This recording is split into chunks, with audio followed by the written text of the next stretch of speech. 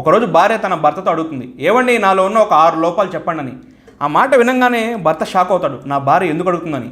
భర్త ఆలోచిస్తాడు, నేను చాలా ఈజీగా ఆమెలో ఉన్న 6 లోపాలను చెప్పేయగలను, కానీ దాని తర్వాత ఆమె నాలో ఉన్న 60 లోపాలను బయటపెడుతుంది.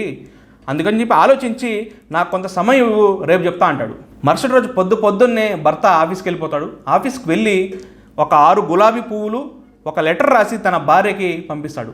ఆ లెటర్లో ఇలా రాసి ఉంటుంది, ప్రియమైన భార్యకి, నీలో ఎలాంటి లోపాలు లేవు, నువ్వు ఎలాగైతే ఉన్నావో నువ్వు అలాగే చాలా మంచిగా ఉన్నావు, నీతో నాకు ఎలాంటి ఇబ్బంది లేదని ఆ లెటర్లో రాసి ఉంటుంది. భర్త సాయంత్రం ఆఫీస్ నుండి రాగానే భార్య బాగా రెడీ అయ్యి తన భర్తను కౌగిలించుకొని ప్రేమతో ఆప్యాయతతో కన్నీళ్లతో నన్ను క్షమించండి అని భార్య అంటుంది. ఆ రోజు వారిద్దరి మధ్య ప్రేమ ఆప్యాయత అనేది చాలా పెరిగిపోతుంది. భార్యాభర్తలు ఒకరికొకరు లోపాలు వెతుక్కుంటే ఒక్క రోజు కూడా కాపురం చేయలేరు. అదే అర్థం చేసుకుంటే జీవితం స్వర్గం. మాటలతో కాదు, ప్రేమతో గెలవాలి. మీరైతే లోపాలు చెప్పేవారా లేకపోతే ఏం చేసేవారు? కామెంట్ చేయండి, వీడియో లైక్ చేయండి, షేర్ చేయండి.